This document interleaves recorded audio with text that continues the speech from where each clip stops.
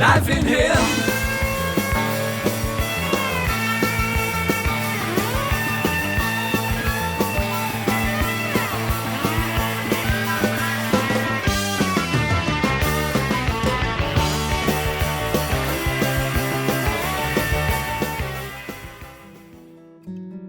Okay, we're back in Florida, and the last time you saw John Tompkins, the pastor of One Fire, the place we are right now.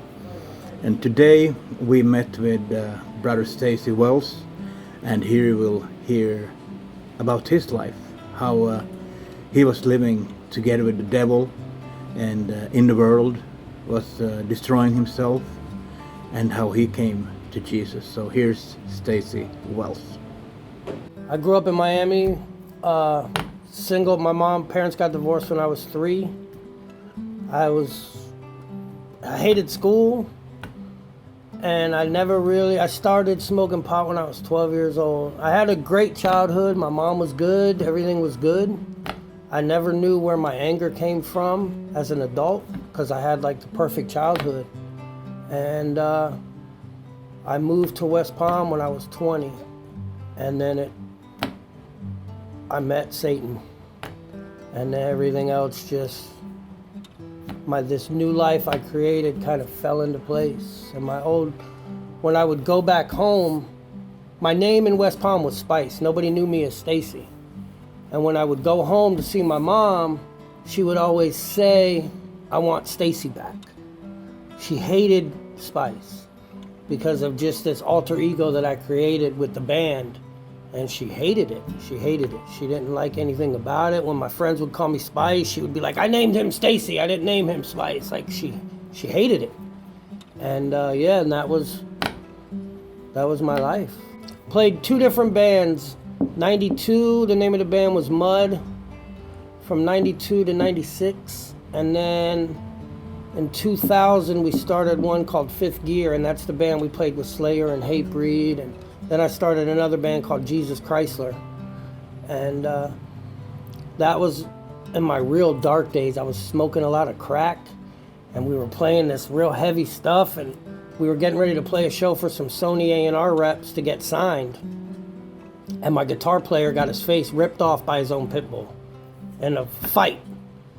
And later, God showed me that he would not be mocked, because we were getting ready to get signed under the name Jesus Chrysler, and God just wasn't going to let that fly. You know?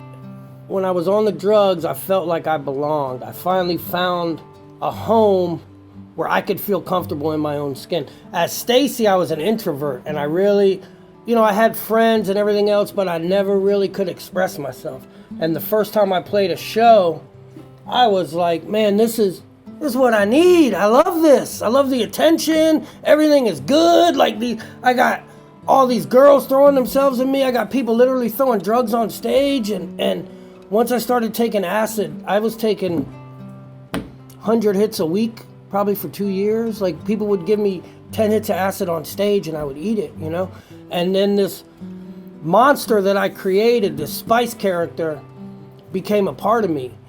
And people would come up to the shows to see us play just to see what kind of drugs I was going to be on, and if I was going to overdose that night or what I was going to do. I would burn voodoo dolls on stage, and I was into Santeria and black magic, witchcraft, voodoo, like anything that I could get attention for, I thrived on, and the chaos that surrounded me was, I loved it. And I had people around me that made sure that I wouldn't get hurt. I would start fights I didn't have to finish because I knew the people, my bouncers and my roadies and everything, would fight for me. They would do anything for me. So that was my life. And I would go to clubs, and I could have free reign of the club because I was selling drugs, and all the clubs knew me, and it was just, I loved it. And I didn't know that God was keeping me alive I overdosed 6 times. I died twice. And every time I remember overdosing at a show, and I woke up in the hospital with charcoal running through my nose and everything. And when my manager of the band, when he got to the hospital, I was on the phone trying to find directions to a party. And he was like, I'm taking you home. You're not going to a party. You just overdosed. I'm taking you home. And I got so mad at him because he was taking me home instead of to the party. You know, I just didn't care. When I died, there was nothing. Black. I don't remember anything. I remember walking. The only one time I remember anything, we were playing an outdoor venue, like 5,000-6,000 people. And I had been up for 3 days partying, and I had done so much coke, I couldn't even put any more coke up my nose. And my buddy at the other end had acid. So I knew if I could get to him and take some acid, it would counteract all the drugs and I would stay awake. Because I was just between the acid, between the coke and the pills and everything, I was just out of it. So I got to him, got the acid, and I was walking back, and I remember looking up at the sun and telling my buddy Gary, I said, I'm not going to make it. Because he was like, you just got to get to the van. I just got to get you to the van. And I remember looking up saying, I'm not going to make it. And I remember falling face first into the dirt. And that was it. And I woke up. And the ambulance, they had shot me in the heart with adrenaline to wake me up. And then they brought me to the hospital. And I remember them waking me up in the ambulance. And then I don't remember the ambulance ride. They said I died again. And then when I woke up in the hospital, and I don't remember anything, you know. But I knew the devil was real. So I knew God was real, because you can't have one without the other. And I loved the devil. I was walking hand in hand with him. You know, when nobody ever talked to me about God. I never knew about Jesus. There was none of that. Growing up, there was none of that. When I was a kid, we were decorating a Christmas tree one time with the kids across the street, and they were just throwing ornaments on the tree. And I remember saying, you guys are decorating that Christmas tree like a Jew. And my mom yelled, Stacy, Jesus Christ was Jewish. Don't say that. And that was it. That was all I heard about Jesus. And she yelled at me, and I was like 13, 14 years old. That was it. You know, I never knew anything else. But I just didn't. There was nothing, man. When I died, there was nothing. My relationship with Satan worked out pretty good. I would always say, you know, if God wants me dead, God will kill me. Because I would take so many pills. I wouldn't put a gun to my head because, hey, that's the easy way out. And I would tell people that. But I was miserable. But I knew that Satan had my back. Because of all the times I died and everything else, I figured it was the devil keeping me alive so I could keep sharing these messages of hate and destruction and anarchy at my shows. And that's what I loved. I would tell my band, I don't care if we get paid. I just want people to hear my message, you know? And I was comfortable in it, man. It got to the point to where even my own brother was scared of me. I was writing this book, and it was so twisted and demonic. And he was like, should I be worried about sleeping at night? Like, are you going to come in my room and kill me at night? I was like, oh, I might. I don't know. Because I would just get really high and write this stuff that I was reading some of it a while back, and I'm like, good God, man, what was I thinking? Like, the devil he had me, you know? And I wasn't trying to fight him off. And it, after I got saved, I cried for days. Because I realized that it was God the whole time saving me, you know? And that's why my term now is I drop kick the devil. Like, I hate Satan, you know? It's a belligerence. It's more than hate, because he had me captive for so long and I didn't know any better.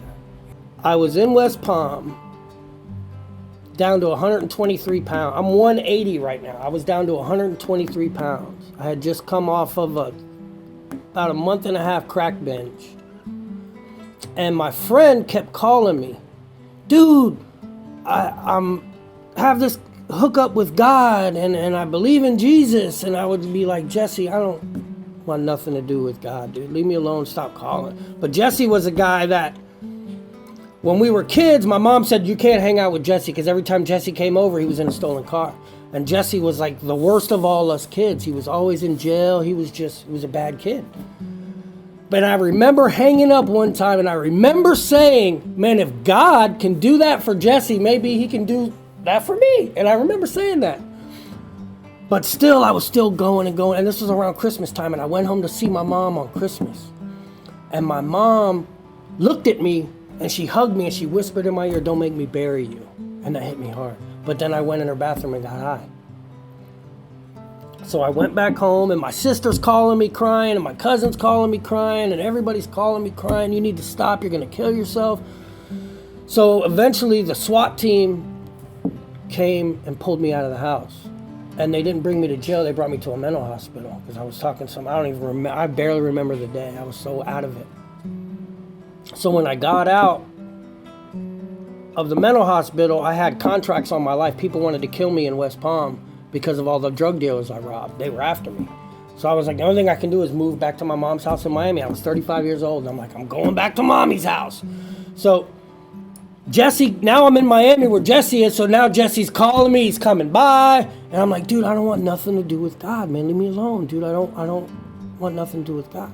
So he calls me one day and he's like, hey, he was a plumber, and he was like, I got this side job I need your help with. I was like, all right, cool. He's like, I'm coming to pick you up. So he picks me up. I was like, where are we going? He goes, it's just up the street, man. So we're driving. I was like, where are we going? He goes, we're going to the church. And I cussed him out. I said, man, I told you I don't want nothing to do with church, dude. I don't want nothing to do with this God you keep talking about. Now I'm pissed off at you. I'm mad. What? And he's like, just relax, man. So we walk in, and this guy comes up and starts talking to me. But he came up in a way to where he was just talking like you and I are talking. And then he said, by the way, I'm one of the pastors here. And I was like, oh, you're a pastor? I pictured these pastors to be this uptight guy hitting me over the head with a Bible. Like, he was not what I expected. And he was like, so we're talking, and he never mentioned Jesus. We were just talking about life. And he said, well, you should try to make it to church one Sunday. And I was like, let me stop you right there, dude. I don't want nothing to do with your God, man. I'm here helping him. I appreciate us talking, but that's as far as it's going, you know? Like a month goes by. And now my cousin's in town. He's a truck driver. He was saved. And now him and Jesse are tag teaming. You got to come to church. You got to come to church. So I was like, all right, I'll go. And it was at a movie theater, and I sat in the last row, last seat by the door, so I could just leave. But I started hearing about Jesus. And what this guy did, and the beating he took, and everything that, and I don't remember the message, but I remember going, wow, like this is unbelievable. I can register with war and fighting, because that's what I did, and bloody battles, and because I've been in a lot. And when I heard about this beating, I remember he was talking about a beating that Christ took for us. And I could almost picture it. He gave an altar call, man, and I ran up. Almost literally ran from the back and gave my life. It was the first time I'd ever heard the gospel, and I got saved. But I was still driving. I was driving trucks at the time, so I was on the road. And I didn't really know what I had. I was saved, but now what? You know, I couldn't get discipled in the church because I was on the road all the time. So it was weird because I just didn't know I had salvation, but now what? What do I do with it? How do I act? And we left, and I remember we were at a store, me and my cousin were at a store, and I stole a pair of sunglasses. I just got saved Sunday, and now it's like Tuesday or Wednesday, and I'm stealing again. And he was like, Stacy, you're not supposed to steal. I'm like, oh, I'm not allowed to do that no more? And he was like, no. And I was like, oh, man, I had no idea, you know. It's only because of a surrender that when I got saved, I was still smoking weed the whole time. I never stopped smoking pot. For over 10 years, I kept smoking pot. And then I got hooked on painkillers because I had back surgery. So now I'm on painkillers and pot. And I felt like I was hiding under God's mercy, under this umbrella of mercy, and not walking in his grace. I felt like at any moment God could lift his hand and kill me. And that's the way I felt. Because he's asking me to do these things and I'm not doing it. So at any minute he can just be like, I'm going to find somebody else and end my life. And I was petrified. And I lived like that for years. And I remember I came to a point to when I was suicidal. And I was freaking out, and I stopped hearing the voice of God. And me and my wife, we weren't married yet, but we were going at it. And I didn't know what to do. I knew I stopped hearing the voice of God, and that scared me more than anything. And I knew that whatever was going on in me it had come to a head. It was either kill yourself or figure it out. Because I would go to church and I would see these people at church and they were happy and they had this joy about them, and then I'm miserable. And I'm like, what do they have that I don't have? We both have the same Jesus, right? But like, what are they doing that I'm not doing? Or what am I doing that I shouldn't be doing? And it all started clicking and making sense. And I remember the day she had threw me out of the house, and I'm at my buddy's house, and I'm literally cussing God out, and I'm screaming at God, and I'm like, if this is what it takes to serve you, I'm out. I don't want nothing to do with you no more. I grab a gun, I put the gun to my head, and I'm just walking around the room cussing God out. Crying, man, crying like a baby, screaming at the top of my lungs. And my phone rings, and it's my pastor. And he's like, hey, I gotta get you out of West Palm. I'm like, what do you mean? He goes, you're doing nothing in West Palm. You need help. For some reason, God put it on his heart to deal with me. And I was like, what do you see in me that I don't see anything in myself? Why do you keep bothering me? You know, like, what is it? He said, I got to get you out of here. So I called Heather and I said, hey, I think I need to go to rehab, but I don't want to go to rehab because I'm smoking weed. And she goes, listen, you need to go to get closer to God. She was like, if nothing else, you need to get closer to God. You need to get back to the man I met. Because although you were still doing things, you were close to God, and you talked to God regularly, and you've stopped talking to God, and he stopped talking to you. So I came up here to a rehab. And then one night I met John. He came to the center to talk. And I heard his story. And I looked at him, I said, man, me and you are the same person, dude. Like, you've probably been to one of my shows in Daytona or New Smyrna when I played up there. Like, we're almost the same age. I'm a little older.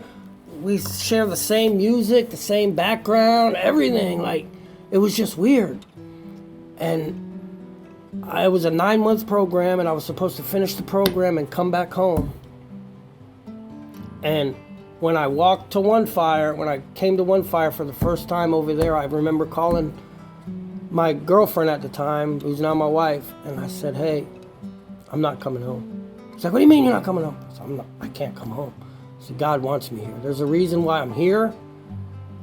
I said, if you come up here on a Friday night and you come to one of these services, and if God don't tell you what he told me, I'll leave with you. And she comes, halfway through the service, she's crying. She said, I get it, baby. God told me you need to be here. We need to be here. And that was in July 2017. We'd been together for 6 years. We got married that November. And then by May, she moved up here with me. And it's been awesome. Like, I'm serving in the church. I have this whole family that's been here the whole time that I never knew about, you know? And it's amazing. Last night we went out, talked to people. It's just amazing that this life I have now because of the surrender to Jesus, you know, the full surrender.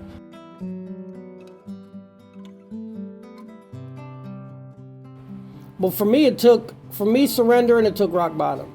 You know, like in Jonah and the whale, God told Jonah what to do. Jonah went the other way. The whale swallowed him up and put Jonah right where God told him he was going in the first place, you know? And if for me, I tried to run, and I ended up right where God wanted me. And it was a lot of pain and heartache.